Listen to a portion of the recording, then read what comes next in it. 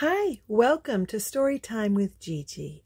Today we're going to be reading a story from the Disney Christmas Storybook Collection, A Treasury of Tales.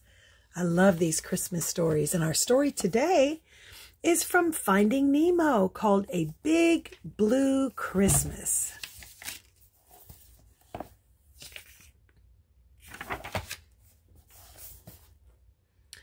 "Dad, wake up!" Nemo shouted early one morning as he swam back and forth across their anemone home. "What is it, Nemo?" asked Marlin, waking in a hurry.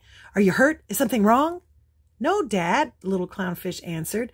"It's just that I have a terrific idea. It's almost Christmas. Could we have a holiday party?"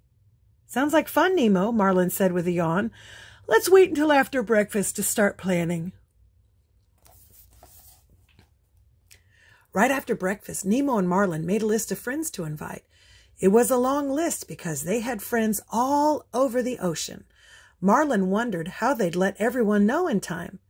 I can ask Bruce, Chum, and Anchor to help spread the word," Nemo offered. "No one can say no to those guys." Marlin thought it over. Nemo was right. No fish he knew wanted to get on a shark's bad side. "Well, all right, son," he said, "but be careful."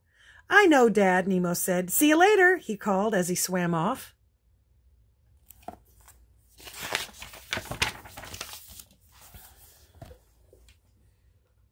Nemo swam as fast as he could to the old shipwreck where his shark friends hung out. "Hey, Bruce, guys," Nemo said when he arrived. "Check out what the tide washed in," said Anchor.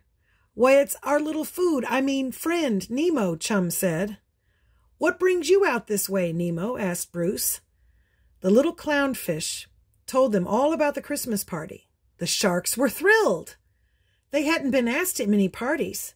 Then Nemo asked them to help tell everybody about it. "You can count on us," Bruce said proudly. "Thanks," said Nemo. "And guys, we will be counting our guests too, so remember, fish are friends, not food," the four of them said together.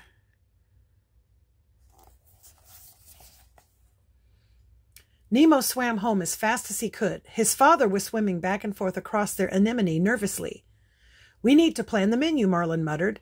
"And then there's cleaning and decorating and—" "Stop right there, Dad," said Nemo. "We're going to need help. I'll be back later with more fins." Nemo had made some great friends when he had been captured and put in a tank in a dentist's office in Sydney.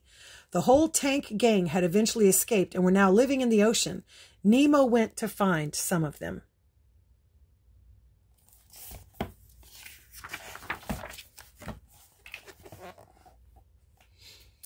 When Nemo returned home that afternoon, two of his old pals from the tank gang were with him. Deb was a blue and white humbug fish. She got to work on the food, but she insisted on keeping the dessert a surprise. Jacques was a tiny cleaner shrimp. Jacques started to work doing what he did best, cleaning. Soon the anemone was so clean it sparkled. "It's too bad Flo couldn't be here," said Deb sadly. "She does like a party."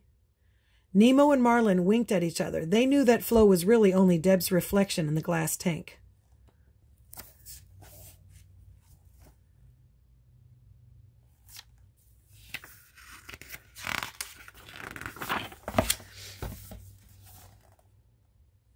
Next, Nemo swam off to find their friend Dory, the regal blue tangfish. "Do I know you?" Dory asked when Nemo finally found her. Nemo smiled. Dory was the most forgetful fish he knew. All of a sudden, Dory hugged him and said, "Nemo! I've missed you." "Would you like to help us decorate for a party?" asked Nemo. "I love parties," said Dory. "At least I think I love parties. I can't really remember if I've ever been to one." That afternoon, Dory, Marlin, and Nemo worked hard putting up all the decorations. They hung streamers and wreaths and decorated a conch shell Christmas tree.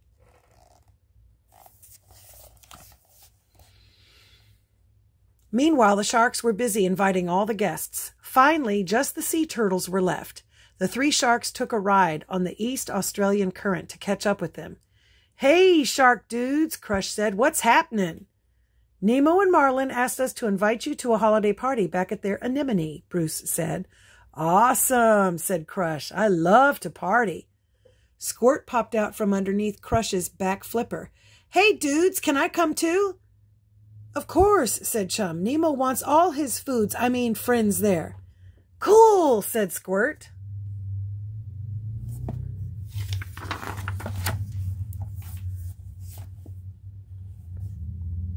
Back at the anemone, there was only one more detail left to plan.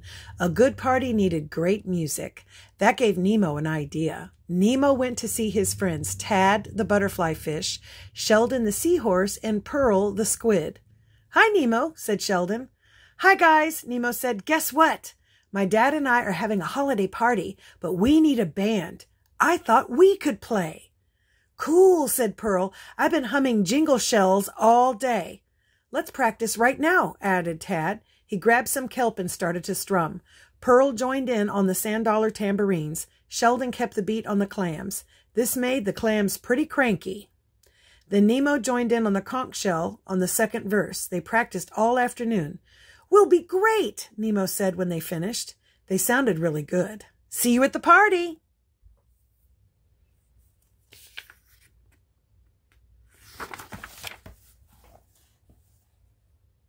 Finally, the night of the party arrived.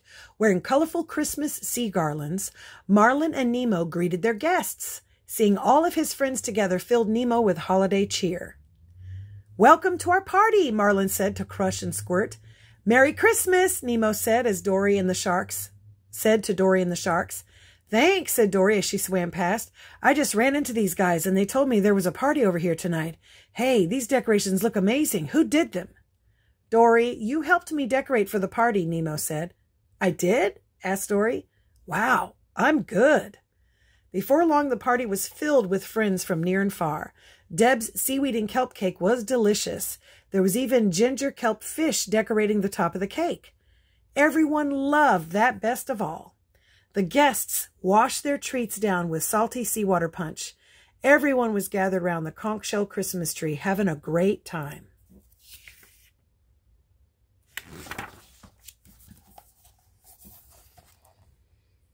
"Time to open presents," announced Marlin. He swam over to the conch shell tree. Dory swam around the other guests, muttering, "Where is that present I brought? Wait, did I bring a present? Whose birthday is it anyway?" All around Nemo, his friends were opening presents and thanking each other, but Nemo was most excited about watching Bubbles open the gift he'd gotten for him. The yellow tang fish was another one of his old friends from the tank at the dentist's office. "Open it, Bubbles, open it," Nemo urged. Inside, Bubbles found a brand new tiny treasure chest. When he opened the top, a cloud of bubbles came out. Bubbles giggled. "How I've missed my bubbles! Thank you, Nemo!"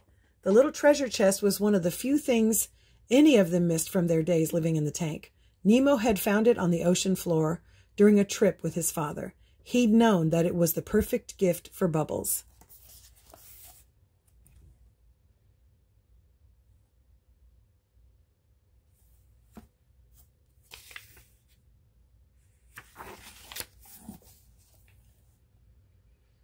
After all the presents were opened, Nemo decided it was time for some live music. "Come on, guys," Nemo whispered to Pearl, Sheldon, and Tad. "Time to get everyone singing and dancing." And they did. The guests all turned to watch as Nemo, Sheldon, Tad, and Pearl started to play "We Wish You a Merry Fishmas." Mr. Ray, Nemo's teacher, sang along loudly. Even the sharks flipped their fins to the beat. The party really got swinging as the band played more Christmas carols. In between songs, Deb swam over to Nemo. "Great party," Deb said. "Your dad is such a nice guy. Isn't it wonderful being able to travel the big wide ocean to visit friends?" "You bet, Deb," Nemo answered. He slapped fins with his friend. "Fish aren't meant to live in a tank."